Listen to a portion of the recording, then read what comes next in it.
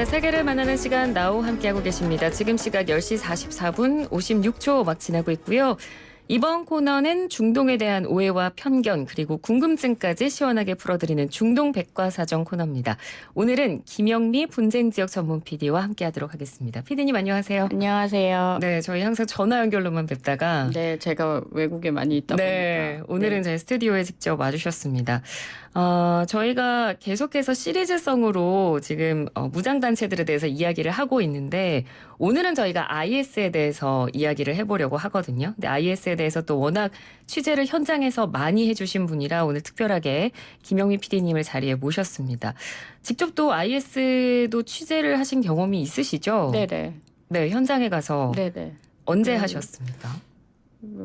2011년에 네. 그 시리아 내전 나고 나서 이제 IS가 이제 들어오기 시작한 게 2013년, 14년 그때쯤부터 이렇게 들어왔는데 그때 이제 처음 들어왔을 때부터 봤죠. 그 당시는 이제 우리나라가 그 나라가 시리아가 입국 금지가 아니었기 때문에 네. 알레포나 라카나 이쪽에서 취재를 했었죠. 근데 처음에는 되게 사람들이 호의적으로 받아들였던 게 시리아 당시 내전 자체가 정부군과 반정부군의 구도였는데 반정부군이 네. 주로 국민들 평범한 국민들이 많았어요. 네. 그래서 정부군은 무력을 행사할 수 있지만 국민들은 잘 못했기 때문에 그렇죠. 이제 총을 들고 와줘서 앞에 말하자면 경호원처럼 이렇게 일을 해줬기 때문에 국민들한테 굉장히 많은 호응을 받았죠 처음에.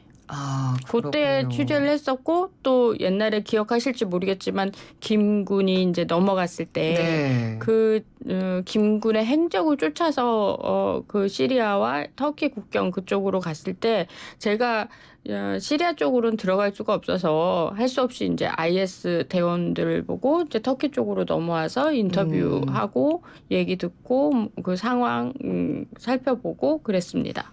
그때 당시에 아마 그 사건 때문에 한국인들이 이제 IS에 대해서 좀 더 각인이 돼 있었고 그러면서 뭐 IS에서 한국인을 대원으로 더 많이 모집하려고 한다 막 이런 이야기도 나오면서 사람들이 좀 약간 불안해하기도 하고 관심을 좀 더 많이 가졌었거든요. 실제 상황은 어땠습니까?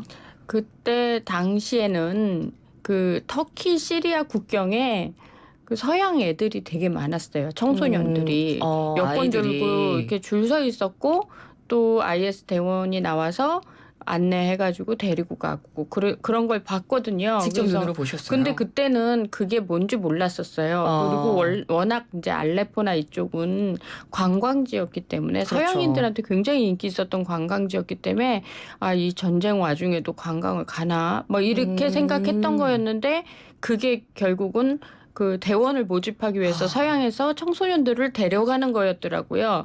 근데 사실 우리 아이가 갈 줄은 생각지도 못했어요. 그래서 저렇게 해서 가더라도 한국에서까지 갈다고는 생각 안 하고 방심하고 있다가 그 사건이 터지니까 제가 바로 취재하러 간 건 뭐냐면 다른 애들이 갈까 봐 한국인 대원들 모집한다고 그래서 갈까 봐 그렇게 해서 갔는데 사실 그때 IS 정책은 한국인뿐만이 아니라 전 세계 어느 청소년들이라도 다 데려가려고 했었어요. 누구든지 다 환영한다는 그런 입장이었기 때문에 한국인만 노리고 데려가는 건 아니었거든요. 그렇군요. 네.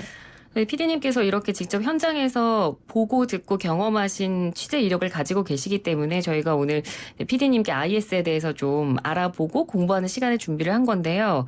자, 그러면 IS라는 조직이 어떻게 생겨났고 또 어떤 식으로 활동을 해왔는지 저희가 하나씩 좀 짚어보도록 하겠습니다. 먼저 IS가 정확히 뜻이 뭔가요?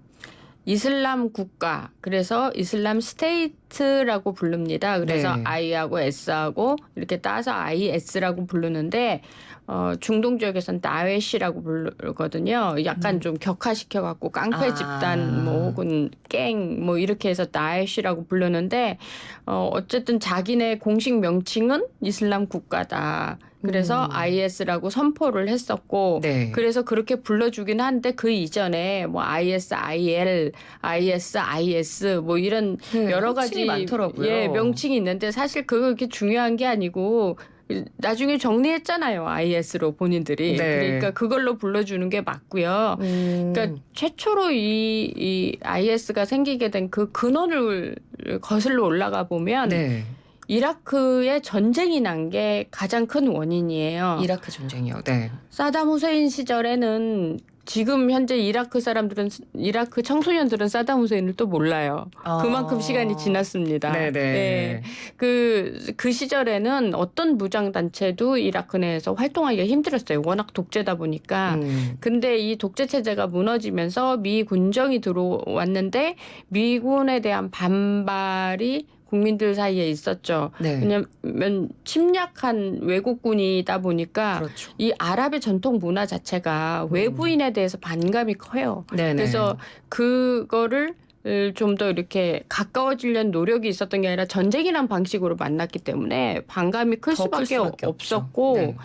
당시 사담 후세인이 무너지면서 사담 후세인 군대가 와해가 됐어요. 그래서 이 와해된 군대들이 다 고향 앞으로 간 거예요.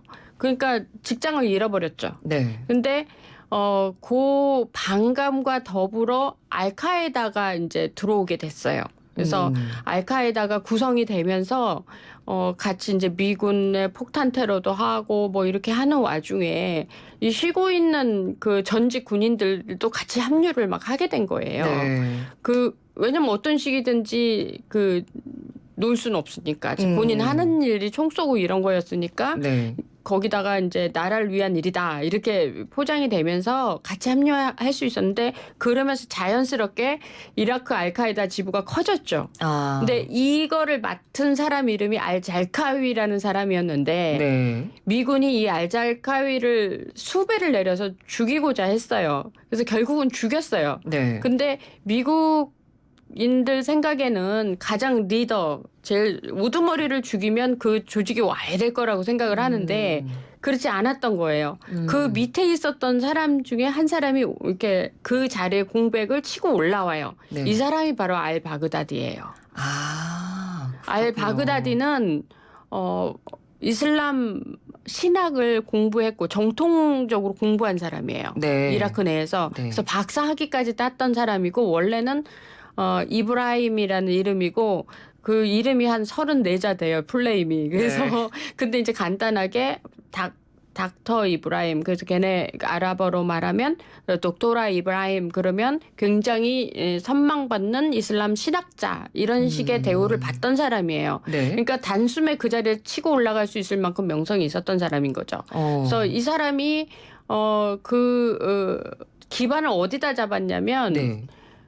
팔루자, 그러니까 이라크 서부 쪽에 라마디, 팔루자 요쪽을 잡았어요. 원래 그쪽이 좀 순위파 반항 지역이거든요. 그러니까 이 지역에 자리 잡는 건 잘 잡았는데 네. 문제는 그 자리를 잡으면서 뭐 참수도 하고 또 그 인질 작전도 하고 왜냐하면 자금이 필요하잖아요. 네. 그러니까 외국인 납치도 하고 막 이러면서 악명을 높이게 된 거예요.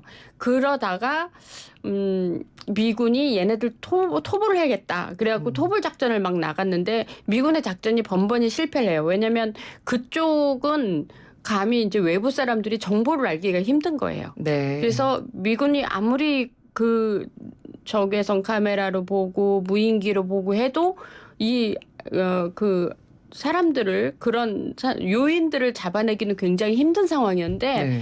이런 상황이 돼버리니까 그 이라크에 있는 부족장들이 나섰어요. 그래서 얘네들 나쁜 애들이구나. 우리를 도와줘서 좋았다고 생각했는데 나쁜 애들이구나라고 해서 부족장들이 이 알 바그다디와 그때 당시 IS라고 불리던 그 시절에 얘네들을 이제 잡아다가 미군에 넘기게 되는 거예요. 그러니까 아니 이 알 바그다디 입장에서 봤을 땐 이제 기반을 잃어버린 거예요. 이라크에. 그러네요. 네.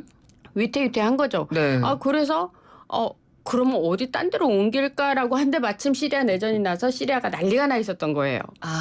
그러니까 저기구나라는 생각을 했고 그래서 영토와 실력을 좀 넓히기 위해서는 시리아로 진출을 하는 게 낫다 그래가지고 시리아 진출을 꽤 했고 또 가서 그쪽 상황과 딱 맞아 떨어진 거죠. 그럼 시리아 그러면서 내전과 맞물리면서 이제 IS가 그때부터 급성장하게 되는 거네요. 그렇죠. 네. 그러니까 이라크 있을 때는 별로 힘을 못 썼던 거예요. 아. 그렇지만 시리아로 가서 이제 물 만난 물고기가 된 거죠. 네. 왜냐하면 사람들이 다 자신들을 원하니까. 음. 민간인들은 그 정도로 훈련받은 무장 전사가 아니잖아요. 네. 근데 자신들은 그렇단 말이에요. 그러니까 시리아 정부군을 상대로 혁혁한 공을 세우면서 그러면 이쪽에 오세요라고 이제 시리아에 있는 부족장들이 자리를 마련해 준 게 바로 그 라카였고 또 그 인근 지대 알레포 뭐 이쪽 지역이었던 거예요. 그 IS 성장에 조지 W 부시 대통령이 큰 역할을 했다라는 거는 어떻게 보면 될까요? 전쟁이 안 났으면 이런 단체가 생기지도 않았겠죠. 그렇죠. 아까도 말씀드렸지만 네. 사담 후세인 시절에는 그 누가 그 무장단체를 거기서 만들길 수가 없는 아주 삼엄한 시대였어요. 예. 그러니까 만들기가 쉽지 않았죠. 근데 바그다디는 나라를 꿈꿨어요. 그러니까 7세기의 칼리프 시대, 그러니까 이슬람으로 치면 그때가 가장 이슬람으로서 아름다웠던 시기라고 말을 해요. 네. 그래서 그 시대로 돌아가겠다라고 말을 하는 건 사람들한테 꿈과 희망을 줄 수 있는 거예요.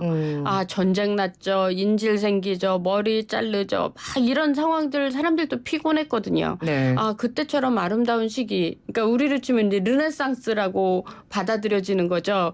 간다고 하니까 막연하게 저들이 옳구나라고 생각을 할 수도 있죠. 그렇군요. 알겠습니다.